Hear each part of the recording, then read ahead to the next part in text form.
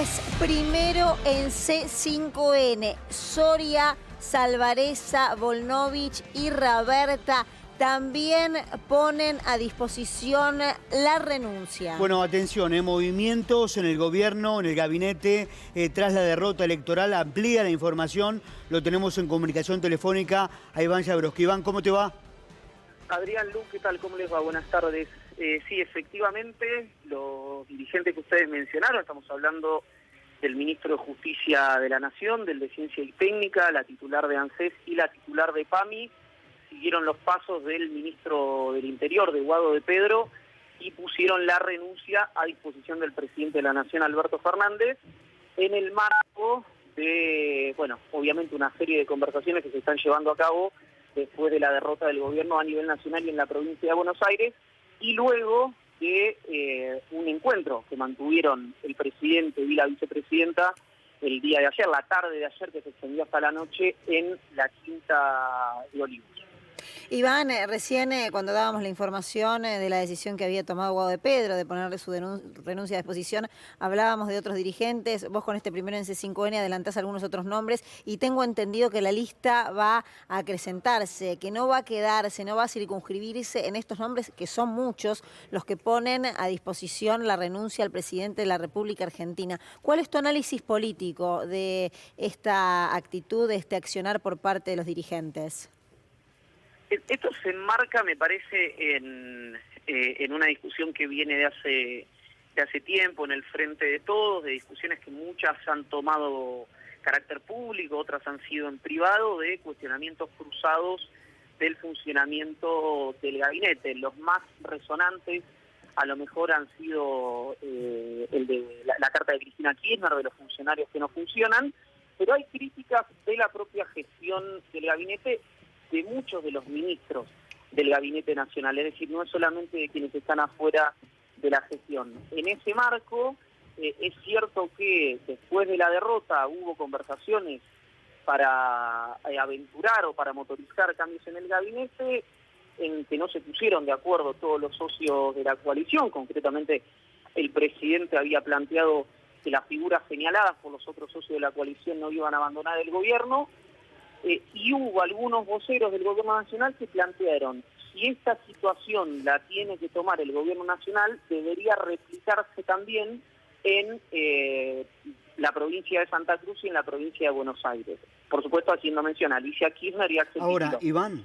Luego de esto, Alicia Kirchner le pide la renuncia al gabinete, y hoy Teresa García dice que los ministros de Axel Kicillof pusieron la renuncia a disposición del gobernador, y luego se da esta noticia que estamos dando nosotros luego de la presentación de la renuncia también de Guado de Pedro. Ese es el marco de la situación, una situación por supuesto que es muy ingrata para el Frente de Todos y para el oficialismo. Iván, ¿está en discusión o no a esta hora la unidad del Frente de Todos? Seguramente lo vas a ver en tu análisis. Todos los ministros que acaban de renunciar son ministros con una impronta, por llamarlo de alguna manera, cristinista. ¿Vos lo ves no esto? Pusieron a disposición la renuncia, exactamente. Pusieron a disposición la renuncia. Sí, son todas figuras de mucha cercanía con la vicepresidenta, eso es indudable, y estas cuestiones no tienen antecedentes, porque no hay antecedentes del peronismo gobernando en coalición. Entonces, la verdad es que la información es de último momento, y veremos con el correr de las horas cómo replica. Da la sensación que esta movida tiene también como objetivo estimular decisiones similares en otros miembros del gabinete. Pero bueno, después se verá con el correr de las horas, con el correr de los días.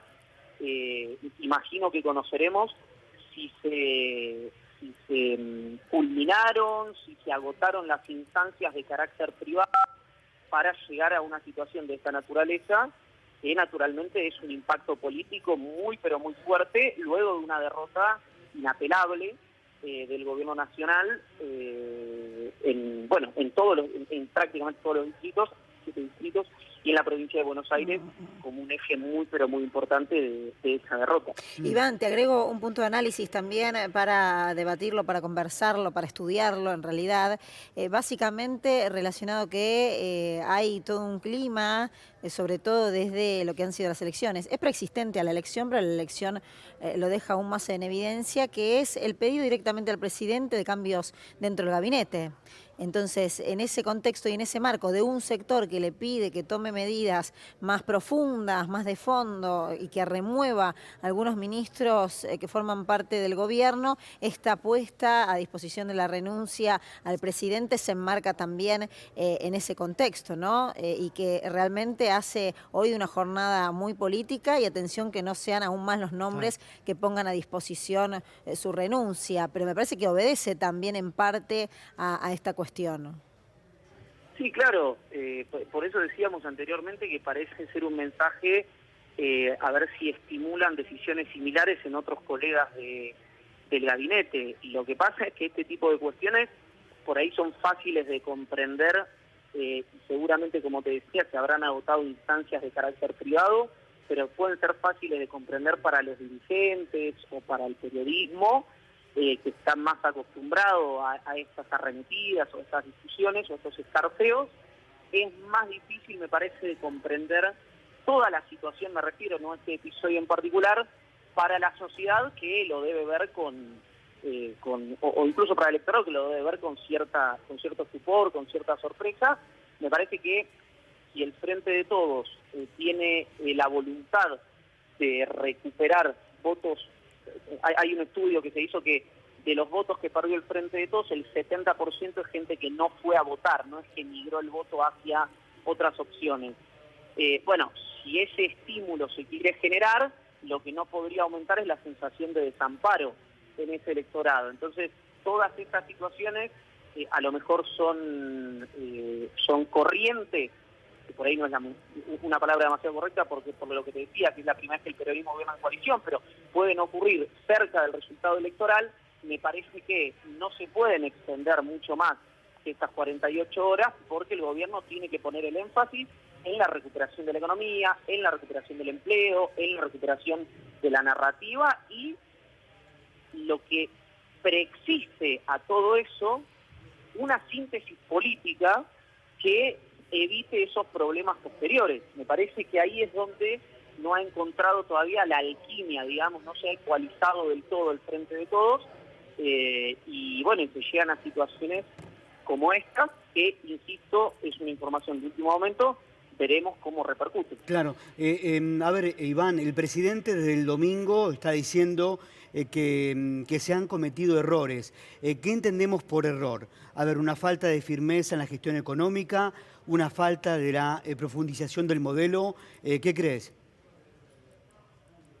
Bueno, yo no lo quiero interpretar al presidente, pero evidentemente cuando uno mira, estimo que Alberto Fernández se referirá a situaciones vinculadas a la vida cotidiana de la gente. Sí. Durante mucho tiempo hemos dicho que el gobierno evitó una catástrofe sanitaria, ¿no? Pero que haber evitado esa catástrofe sanitaria no sabíamos cuánto iba a impactar electoralmente, porque es muy difícil narrar lo que evitaste, ¿no? Entonces, en esa complicación de narrar lo que evitaste, quedó no abandonada por la gestión, sino porque había una pandemia que a Inglaterra, por ejemplo, le hizo pegarse el palo más importante en materia económica en 300 años, y además venía restricciones macroeconómicas y de restricciones externas muy fuertes por la gestión del gobierno de Mauricio Macri. Era un país sin crédito, como dijo muy bien hoy el ministro Martín Guzmán.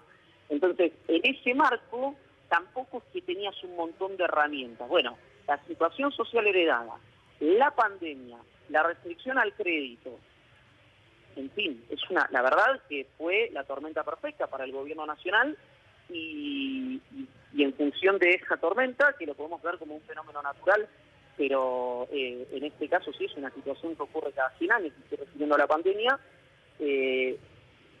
hay cuestiones que son indiscutibles, que tienen que ver con un descontento social que se materializó el último domingo, y me parece que ahí estaban poniendo el ojo, o quieren poner el ojo, tanto el presidente de la Nación, tanto la vicepresidenta, como seguramente Sergio Massa, la tercera pata de esta coalición, digamos, el tercer socio de esta coalición, que me parece que necesita un poco más de orden.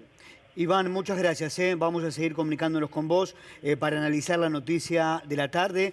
Parte del gabinete de Alberto Fernández puso a disposición su renuncia. Recordemos, en sintonía con lo que hicieron los ministros de Axel Kicillof en la provincia de Buenos Aires y en el marco de, por un lado, el gobierno nacional con una batahola de medidas, algunas que anticipamos, otras que se van a terminar anunciando seguramente el día de mañana, y en este marco de activación de políticas económicas, parte del gabinete, parte de los ministros o de dirigentes importantes que ocupan áreas trascendentes ponen a disposición su renuncia al presidente de la República Argentina.